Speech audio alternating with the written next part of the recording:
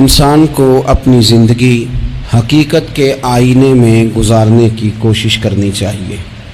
بہت ساری خوش فہمیوں سے، بہت ساری غلط فہمیوں سے اور بہت سارے دعووں سے اپنے آپ کو بچا کے رکھنا چاہیے۔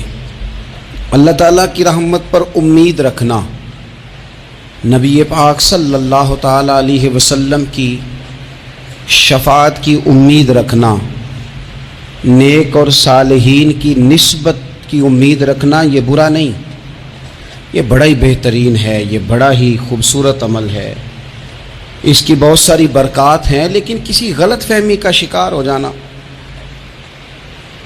اور یہ ساری امیدیں وابستہ کر کے یا ان ساری باتوں کو پیش نظر رکھ کے بے عمل ہو جانا، اپنی زندگی کو امور خیر سے پیچھے کر لینا، یہ نہ صرف یہ کہ قابل تحسین نہیں بلکہ یہ قابل توجہ ہے، اس کی اصلاح کی ضرورت ہے۔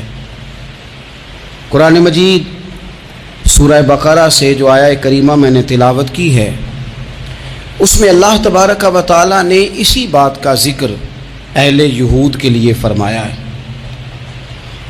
یہودی جگہ جگہ قرآن مجید بتاتا ہے کہ کہیں کہتے تھے کہ ہم اللہ کے بیٹے ہیں، معاذ اللہ، اللہ کے بڑے پیارے ہیں، ہمیں تو تھوڑے دنوں کے لیے عذاب ہوگا، بڑی جلدی ہمیں معاف کر دیا جائے گا۔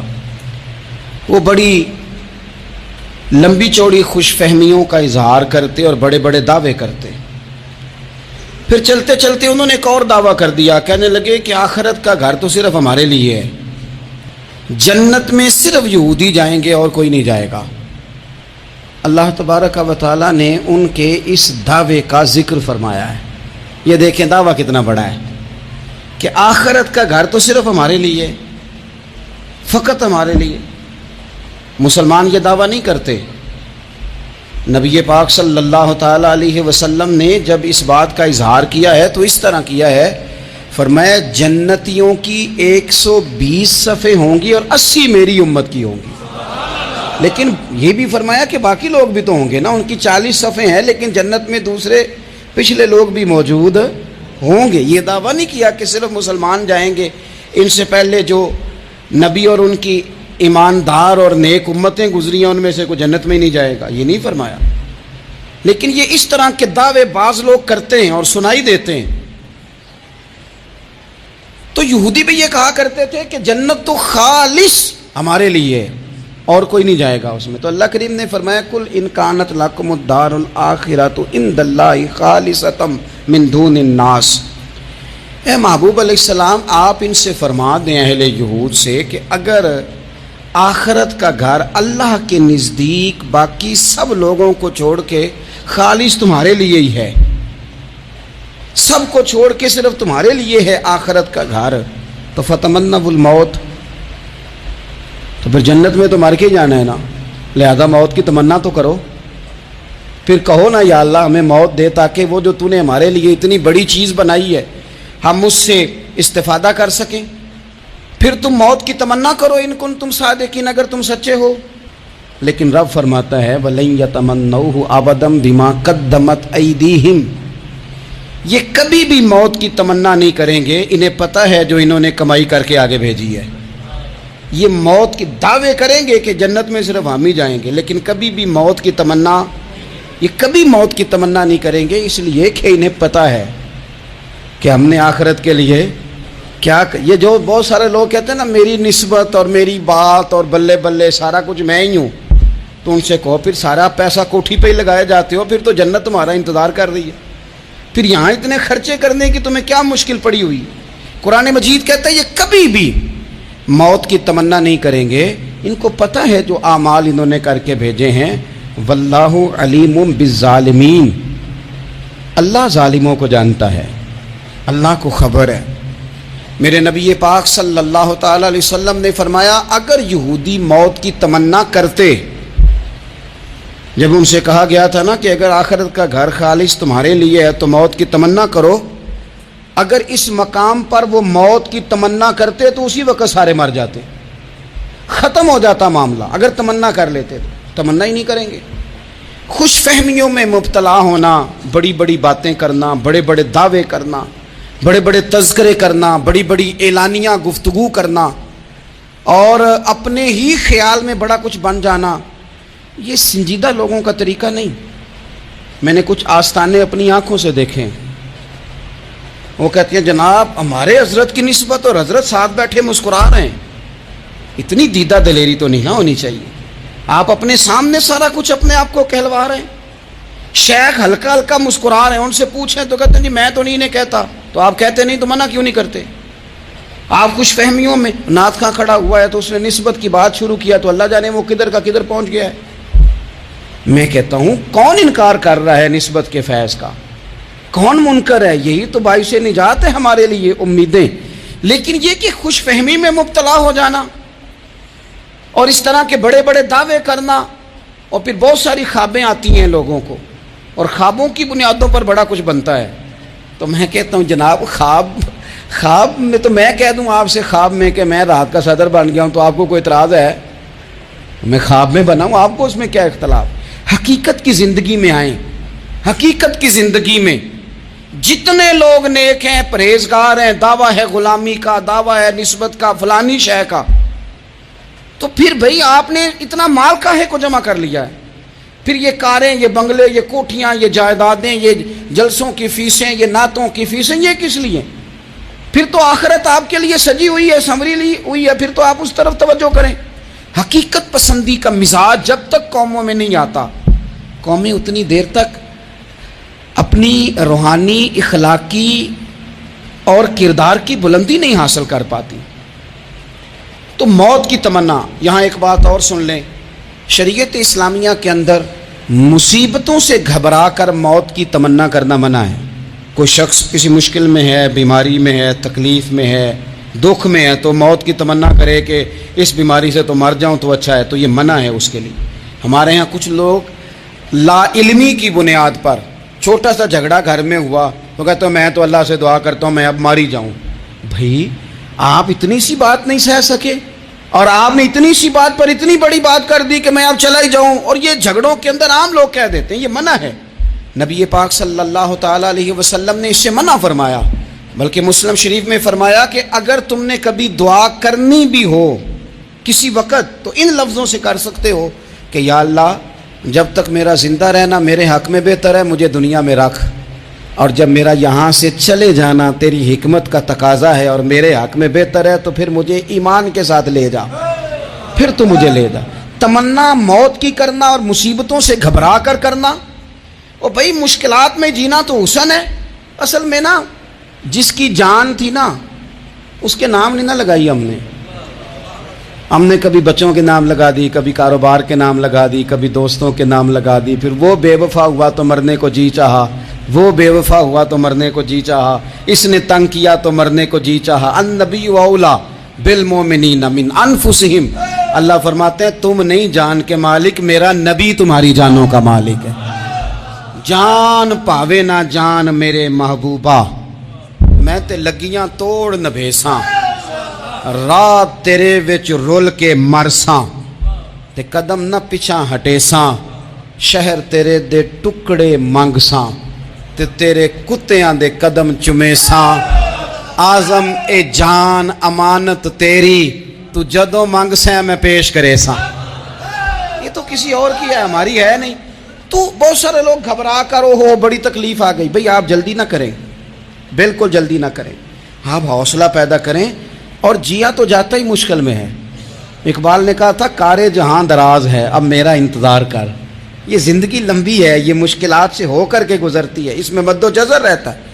تو شریعت اسلامیہ میں منع ہے موت کی تمنا کرنا، موت کی خواہش کرنا، بلکہ نبی پاک صلی اللہ تعالیٰ علیہ وسلم نے تو یہاں تک ارشاد فرمایا کہ تم موت کی تمنا نہ کرو، اس لیے کہ اگر تم برے ہو اور زندہ ہو تو ہو سکتا ہے زندگی میں اللہ تمہیں توبہ کی توفیق دے دے، اور اگر تم اچھے ہو تو پھر بھی موت کی تمنا نہ کرو، اس لیے کہ اچھے ہو تو تمہاری اچھائی میں روز برکت ہی ہو رہی ہے، لوگوں کو فائدہ ہی ہو رہا ہے، خیر ہی بٹ رہی ہے۔ تمنا موت کی کرنا، اور ویسے بھی نہ ہم اپنی مرضی سے یہاں آئے ہیں اور نہ مرضی سے جانے کی کوشش کرنی چاہیے، معاذ اللہ، نہ اپنی مرضی آئے ہیں نہ اپنی مرضی، اپنی مرضی سے کوئی مرنے کی کوشش کرے گا تو خودکشی حرام ہے، اور رب رسول کی مرضی سے مرے گا تو وہ شہادت ہے.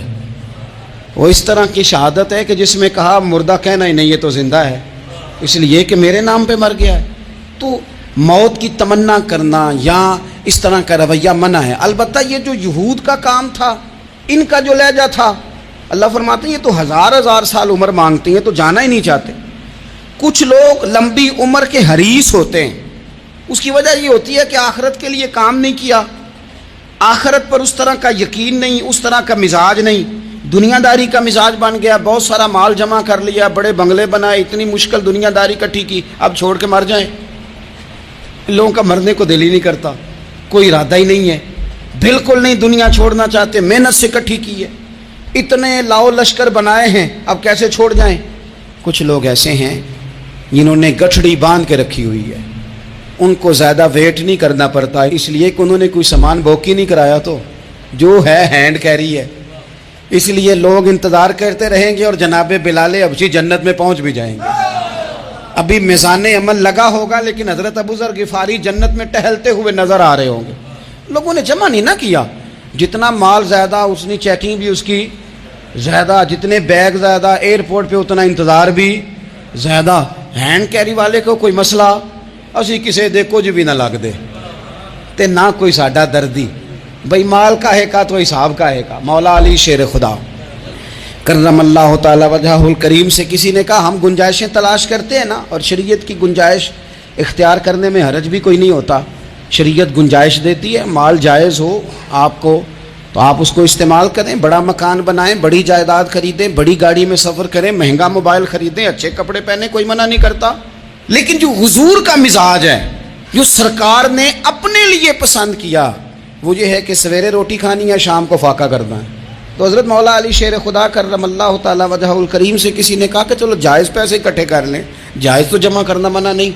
تو حضرت علی کی باتیں بڑی حکمتوں والی تھی نا، تو ایک جملے میں انہوں نے کئی جواب دے دیے.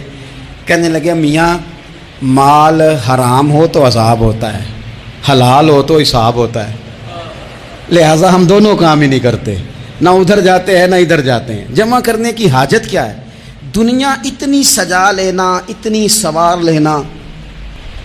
بڑا ٹھنڈا اے سی چلتا ہے ہمارے کمروں میں، کھلی آنکھوں سے لوگ بستر سے اٹھ نہیں پاتے، آنکھیں کھل گئی ہیں، الارم بج گیا ہے، لیکن وہ بہت مزے کی پسند کی روٹی رات کھائی تھی، اپنی مرضی کا کھانا کھایا تھا، پیٹ بھر کے کھایا تھا، مرضی کے مشروبات پیے تھے، ٹھنڈے کمرے میں آرام ہے، کھل گئی ہے آنکھ، موٹے الارم نے آواز دیا اٹھو. لیکن یہ غفلت ہے نا، دنیا جمع کر لی ہے نا ساری. میں آپ کو صحیح بتاتا ہوں، اگر یہ ساری آسانیاں نہ ہوں، دقتیں ہوں، تو کچھ رات کو ہمیں تھوڑا پسینہ بھی آئے تو بار بار آنکھ کھلے. یہ مچھر کبھی نہ سونے دے تو بار بار آنکھ کھلے. یہ تن آرام پسند نہ ہوں تو کچھ اٹھیں. کچھ رات کو گرمیوں کی چھوٹی راتوں میں بھی تہجد پڑھی جا سکے. لیکن اقبال کہتے ہیں لہو مجھ کو رلاتی ہے جوانوں کی تن آسانی. یہ تن آسان ہو گئے، مزاج نہیں رہا ہمارا. ہمیں آرام چاہیے، سکون چاہیے. آپ یقین کریں کبھی کبھی میں حیران ہوتا ہوں، رونا آتا ہے اپنی اگلی نسل پر، رونا آتا ہے.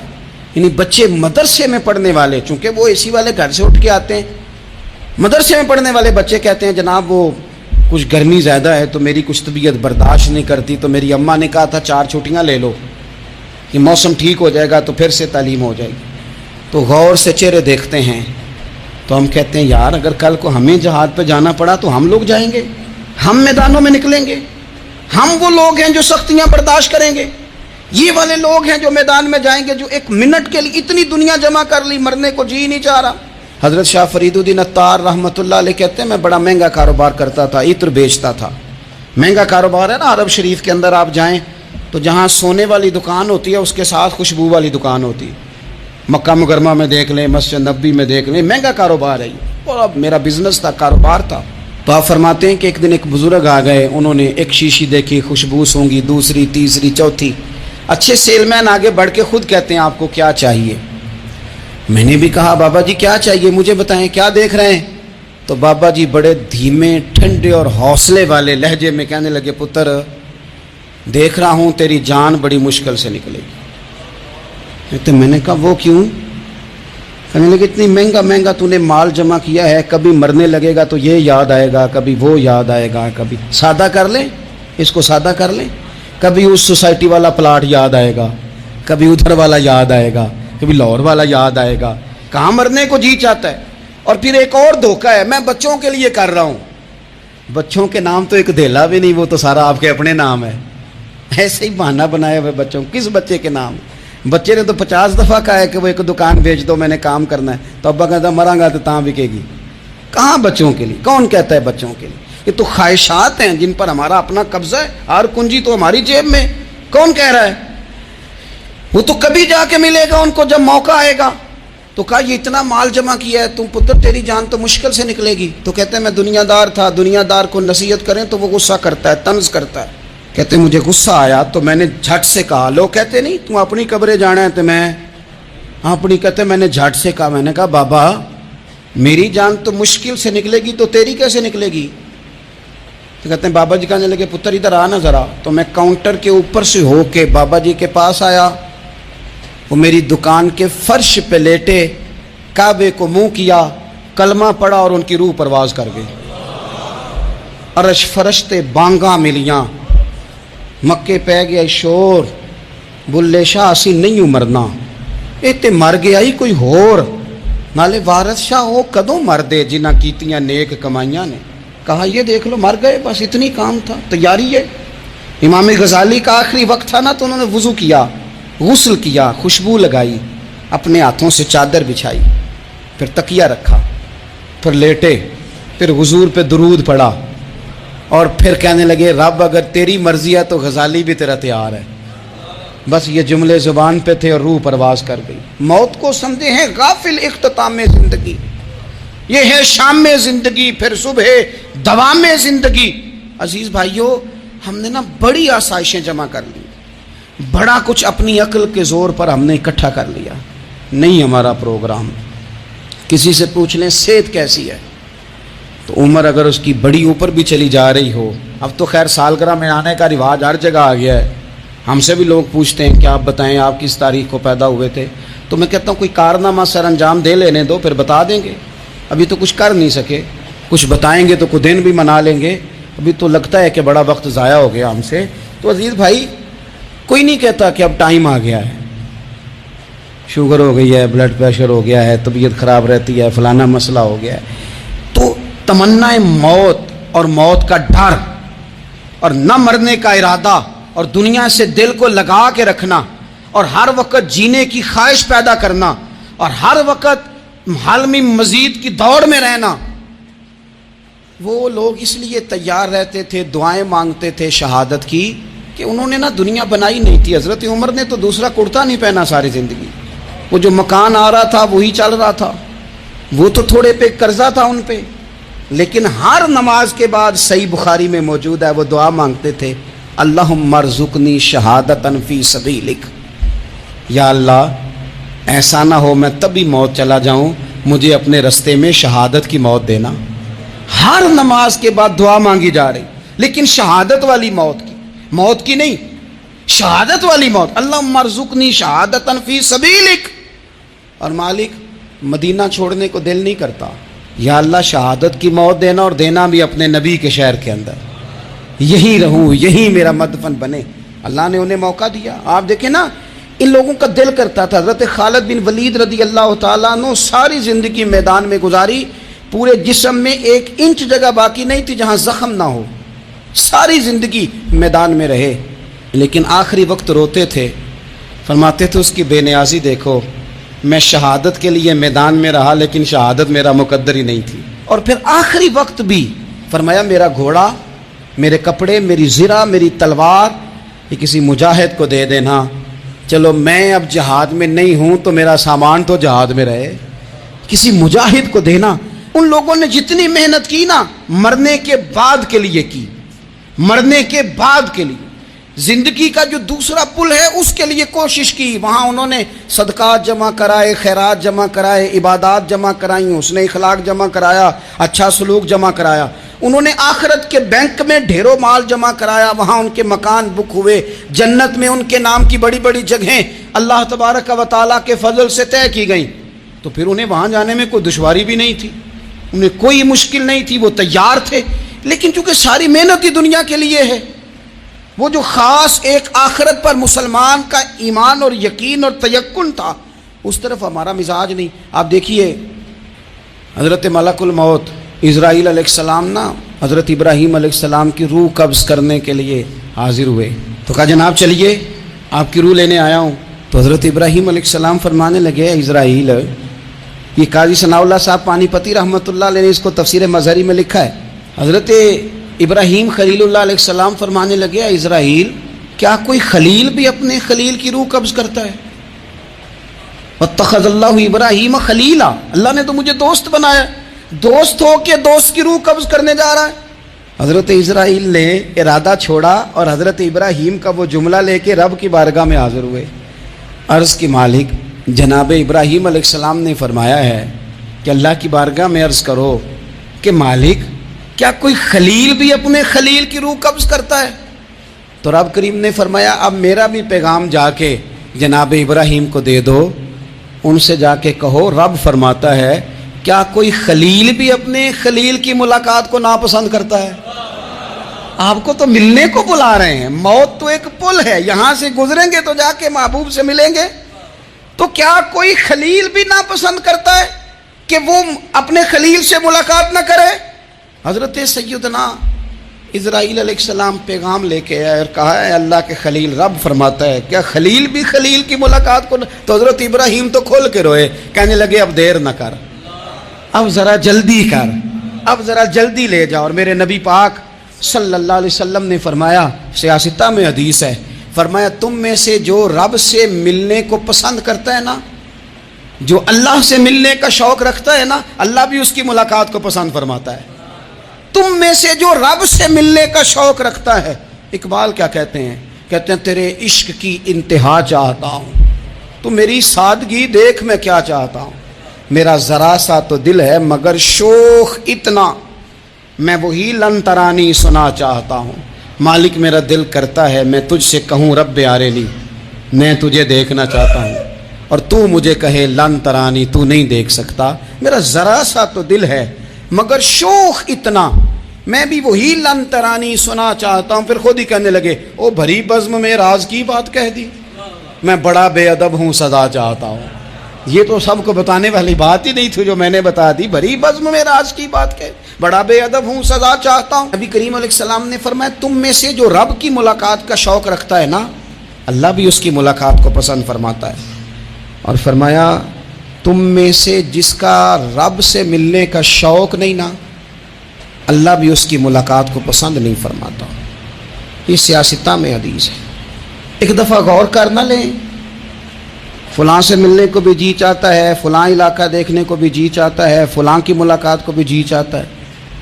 کبھی اس کو ملنے کو بھی جی چاہتا ہے جس نے بنایا ہے سارا کچھ، کبھی اس کی صحابہ تو تڑپ کے حضور کی بارگاہ میں آئے تھے نا، وَإِذَا سَأَلَكَ عِبَادِي عَنِّي فَإِنِّي قَرِيبٌ، تڑپ کے کہا تھا یا رسول اللہ صلی اللہ علیہ وسلم سالوں بیت گئے، سجدے کرتے، عبادت کرتے، روزہ رکھتے، حج کرتے، زکوٰۃ دیتے، اب دل کرتا ہے کبھی وہ ملے، کبھی اسے دیکھیں. کبھی یہ حقیقت منتصر نظر آ نہ لباس مجاز میں، لاکھوں سجدے تڑپ رہے ہیں میری جبین نیاز میں.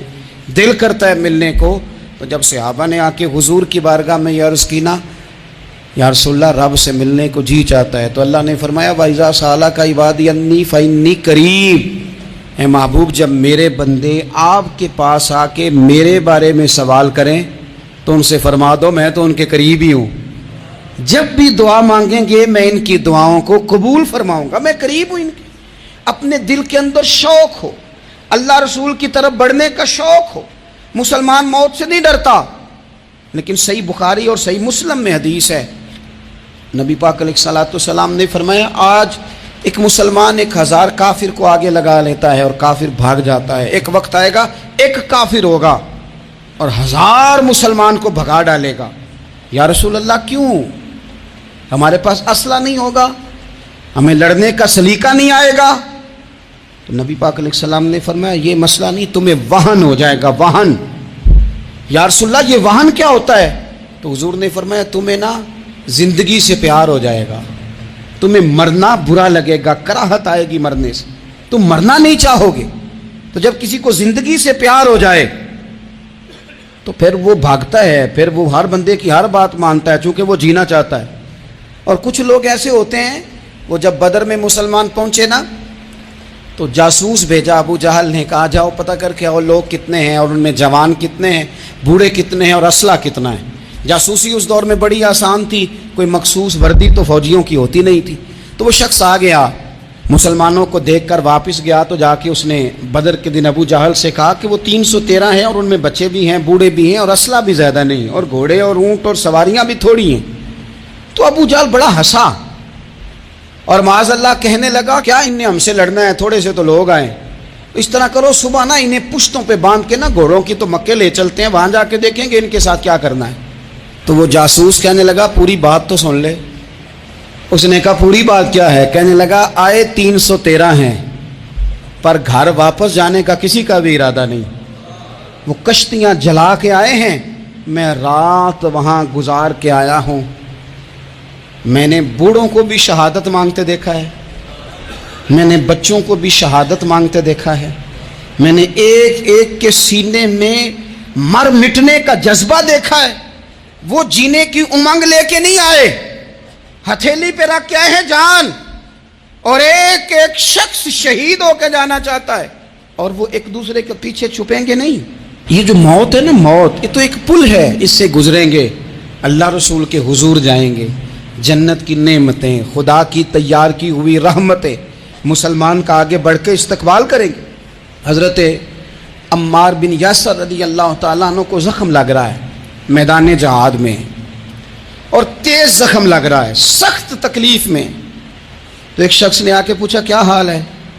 تو آپ فرمانے لگے حال کیا ہونا ہے، تھوڑا سا ٹائم رہ گیا ہے۔ تو بندہ پریشان ہو گیا، اس نے کہا کس بات میں؟ فرمانے لگے تھوڑا سا ٹائم رہ گیا ہے، بس میں نبی پاک سے ملنے والا ہوں اور حضور کے صحابہ سے ملنے والا ہوں۔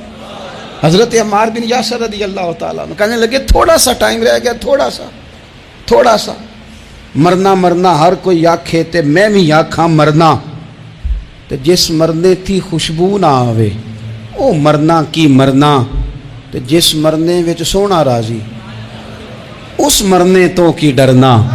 ایک گل رکھنا یاد کہ میرا جس دن ہووے مرنا، سب کچھ کرنا، سب کچھ کر کے میرا منہ روزے ول کرنا، شاید میرا آقا آوے میں دیدار حضور دا کرنا۔ فرمایا کہ وہ تو بالکل قریب آ گیا ٹائم۔ حضرت سیدنا بلال حبشی رضی اللہ تعالیٰ عنہ آخری وقت ہے، لوگ بڑا اس کا منظر جب بیان کرتے ہیں تو خوفناک بیان کرتے ہیں، اس طرح کا لہجہ اختیار کرتے ہیں کہ بات سن کے بندہ کانپ جائے۔ سیدنا بلال حبشی رضی اللہ تعالیٰ عنہ بالکل آخری وقت ہے، جانے کا ٹائم۔ تو حضرت بلال کی اہلیہ قریب بیٹھی ہیں تو کہنے لگی بڑے غم کا موقع آ گیا، غموں کی رات شروع ہو گئی، حالات میرے لیے مشکل آ گئے۔ آپ نے فرمایا کیا ہوا؟ کہنے لگی آپ جا رہے ہیں؟ تو حضرت بلال کہنے لگے یہ غم کا موقع نہیں، یہ تو خوشی کا موقع ہے، میں جاؤں گا تو حضور سے ملوں گا نا، جاؤں گا تو نبی پاک سے ملاقات ہوگی، یہ تو میرا ملاقات کا وقت آیا۔ تو اپنی زندگی کے اندر انسان کچھ اپنی آخرت کے لیے کرے۔